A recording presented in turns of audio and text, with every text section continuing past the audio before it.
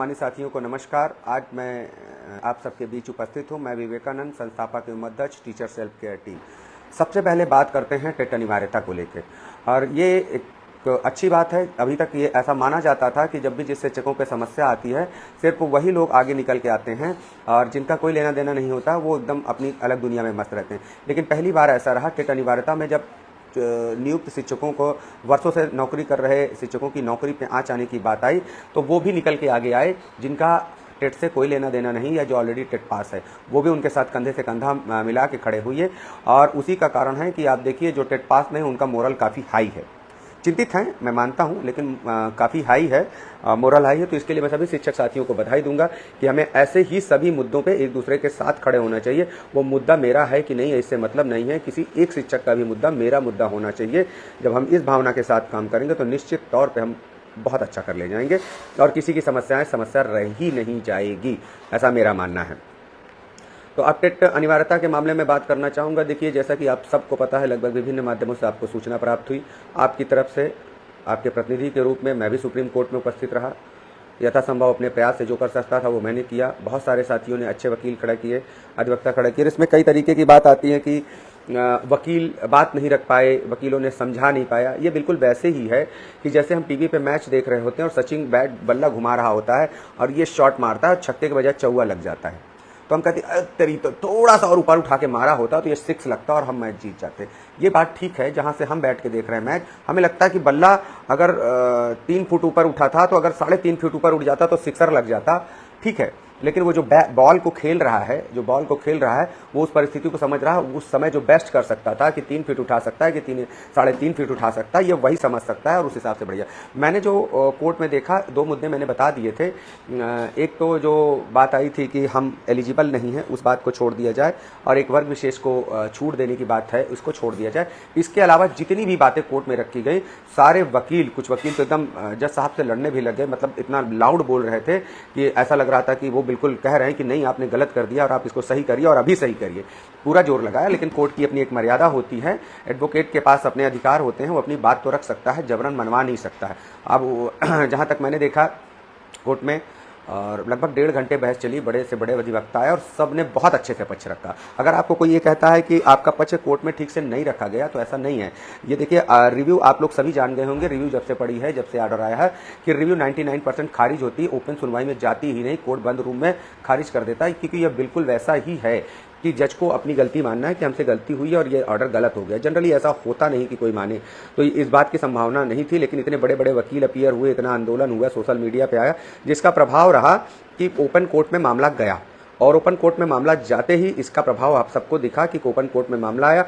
जज ने सारे पक्षों को सुना और उन्होंने कहा कि हमने इसीलिए बुलवाया था कि हम आपके पास, ये बात उठी थी बाद में, जो लोग उपस्थित रहे होंगे या वीडियो पे देखा होगा, उन्होंने कहा था कि ओपन कोर्ट में हम इसीलिए लाएं कि सब अपनी बात रख सकें, किसी को ये ना कहना रह जाए कि हमने अपनी बात नहीं रखी। सब ने इसी बात को रखा है कि जब से यह नियम लागू हुआ है, टेट आया, एनसीटी की गाइडलाइन आई कि टेट होना चाहिए, उसके बाद वालों को आपको सब टेट कराई, हम में से किसी को कोई आपत्ति नहीं है।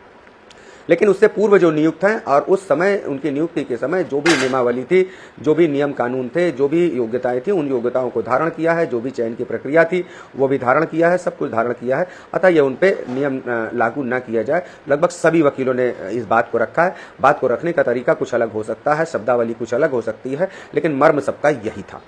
तो मैं किसी को नहीं कहूँगा किसी वकील ने गलत पैरवी करी। जो 2 गलत पैरवी मुझे लगी वो मैंने आपको बता दी। अदरवाइज उन दोनों वकीलों ने भी इस बात को रखा, लेकिन इस बात के साथ साथ यह भी रखा। तो मुझे लगता है कि उन लोगों ने बहुत अच्छे से बात रखी। किसी वकील को नहीं कहा जा सकता कि उसने गलत कहा और कह दिया कि नहीं 2010 से पहले वालों कर दिया जाए।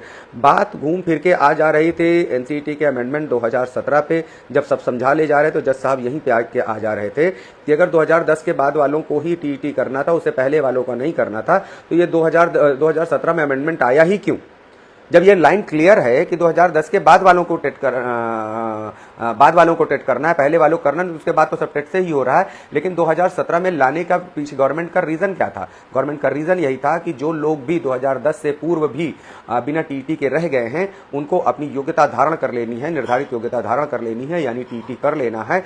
और उसके लिए जो 2 साल का समय दिया जा रहा है, उन्हीं के लिए दिया जा रहा है। जज साहब सिर्फ और सिर्फ इस 2017 का जो अमेंडमेंट है, उसकी वजह से अपना ऑर्डर वापस नहीं ले रहे थे। और वहाँ पे मतलब इस बात तो सहमत दिख रहे थे कि भाई पूर्व पे लागू नहीं होना चाहिए, लेकिन जब अमेंडमेंट की बात आ जा रही थी तो ये आ जा रही, तो जो हमने बाद में भी वकीलों से कहा कि देखिए कोर्ट जो कर रही है वो 2017 के अमेंडमेंट को सही मान रहे, वो अमेंडमेंट गलत है कि नहीं गलत, इस पर कोर्ट ने भी कहा कि अगर आपको लगता है कि अमेंडमेंट गलत है और ये अमेंडमेंट नहीं होना चाहिए तो उसको आप अलग से चैलेंज करिए, लेकिन उस अमेंडमेंट के अनुसार हम अपनी बात रख रहे हैं और अपना पक्ष रख रहे हैं, और हमें लगता है कि उस अमेंडमेंट के अनुसार फैसला देने में कोई गलती नहीं हुई। उनके कहने का मंतव्य यही था, बहुत अच्छे से वकीलों ने समझाया, बहुत बार समझते थे, लेकिन घूम फिर के वहीं 2017 पे आ जाना। एक दो बार वो गुणवत्तापूर्ण शिक्षा पे गए, उसका शिक्षकों ने वकीलों ने अपोज किया कि नहीं सब योग्य हैं, तो कहीं से दिक्कत नहीं रही। 2017 का अमेंडमेंट जो है उसी में दिक्कत आ रही। देखिए इसमें होता क्या है कि इतने इतने बड़े वकील हुए हैं, एकदम निराशा की बात नहीं है, मैं तो इसको अभी पॉजिटिव ही लेने के लिए बात कहूँगा।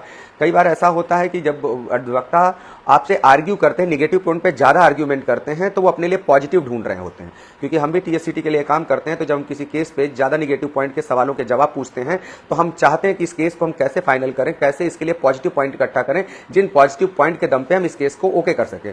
मुझे लग रहा है जितने निगेटिव पॉइंट बन सकते हैं तो उस पर जज साहब आर्ग्यू करके अपने लिए पॉजिटिव पॉइंट इकट्ठा कर रहे थे, और शायद ये होना चाह रहा था कि हाँ इन बिंदुओं की वजह से ये फैसला हुआ था और ये नहीं होना चाहिए। तो एक बार मतलब ऐसा मेरे सिंह सेंस कह रहे हैं, और जो अभी तक कोर्ट का अनुभव है आप उठा के देख लीजिए, मेरे अनुभव पे भी मत जाइएगा, बहुत सारे मामलों में कोर्ट निगेटिव टिप्पणी करती है और ऑर्डर पॉजिटिव देती है, और बहुत बार आपने सुना होगा कि यार कोर्ट तो बिल्कुल कन्विंस दिख रही थी लेकिन ऑर्डर बिल्कुल अपोजिट दे दिया है, ऐसा आपने सुना होगा। तो मुझे लगता है कि टेट वाले मामले में भी आर्ग्यूमेंट पे अगर जाएंगे तो लगेगा कि निगेटिव आर्ग्यूमेंट ज़्यादा था, लेकिन मुझे लगता है कि ऑर्डर फेवर में आएगा, और वही आएगा कि 2010 से पूर्व वालों को हम छूट ग्रांट करते हैं, ये होगा। दूसरी बात ये भी कई अधिवक्ताओं का कहना है कि मिनिमम जो छूट का क्राइटेरिया है 2 साल, उसको 5 साल भी बढ़ा सकते हैं, ज़्यादा भी कर सकते हैं, लेकिन अभी पूरी उम्मीद बनी है कि आपको छूट मिले। लेकिन जो भी होगा इतना तो तय है कि कोर्ट किसी को निकालने के मूड में नहीं, क्योंकि अधिवक्ताओं ने शिक्षकों की कमी को वहाँ रखा है, तो कोई ना कोई एक ऐसा रास्ता कोर्ट देगी, जो भी ऑर्डर आएगा उसमें हमारे शिक्षकों की नौकरी बचेगी, ऐसा मेरा मानना है। तो जब तक ऑर्डर नहीं आ जाता है घबराने की ज़रूरत नहीं है, डरने की ज़रूरत नहीं, पॉजिटिव रहने की ज़रूरत है। आप पॉजिटिव रहिए, पॉजिटिव रिजल्ट आएगा। नहीं आएगा तो विश्वास मानिए कभी भी कानून के दरवाजे बंद नहीं होते, भी बहुत सारे दरवाजे खुले। ये तो एक पहला प्रयास था। देखिए अगर कोर्ट का ऑर्डर आ गया तो आप सबसे पहला यही रिव्यू का ऑर्डर ही डाल सकते थे, ये तो पहला था। इससे पहले आप कुछ कर ही नहीं सकते थे। भाई आप सरकार के पास जाएंगे, सरकार कहे कोर्ट में हम क्या करें, हम तो करना चाहते हैं, कोर्ट जैसा करेंगे वैसा करेंगे। अब इसके बाद से सारे रास्ते खुल जाएंगे, या तो आपको ले लिया जाएगा, छूट प्रदान कर दी जाएगी, अगर नहीं लिया जाएगा तो सारे रास्ते खुल जाएंगे और उन रास्तों से सफलता जरूर मिलेगी, निश्चित तौर पे मिलेगी। तो आप सब टेट में जो भाई हैं वो बिल्कुल निश्चिंत रहें, ऐसा किसी की नौकरी नहीं जाने वाली है, इस चीज़ के लिए सुनिश्चित रहे। और मैंने जहाँ तक देखा है कि अब तक तो 50% साथी हमारे वो भी कर चुके हैं, टेट पास भी कर चुके हैं। मैंने हमेशा कहा है कि मुद्दा यह नहीं है कि आप शिक्षक टेट पास कर सकता है कि नहीं, शिक्षक सब पास कर ले जाएगा। मैं कहता हूँ 95% बहुत आसानी से पास कर जाएंगे। 5% वही लोग हैं जो बहुत पहले, जो 98 तक के शिक्षक फंस रहे हैं, तो शायद उनको पढ़ने में दिक्कत आए, नए ज़माने की पढ़ाई लिखाई में उनको दिक्कत आए। पढ़ भी लेंगे, नॉलेज भी है, लेकिन ये OMR में जवाब देना और इन सबको जवाब देने में वो शायद सहज ना हो पाए, इस वजह से उनको दिक्कत है। अदरवाइज हमारा सारा शिक्षक TT पास करने की क्षमता रखता है। मैं इस बात की जिम्मेदारी लेता हूं, गारंटी लेता हूं कि जिस तरीके से CTET में परीक्षा में हमारे साथियों ने निकाला है, जितने लोगों ने भरा था उसमें से 80% शिक्षकों ने इसको क्रैक किया है CTET को, तो UP टेट बहुत आसानी से क्रैक करने वाले हैं।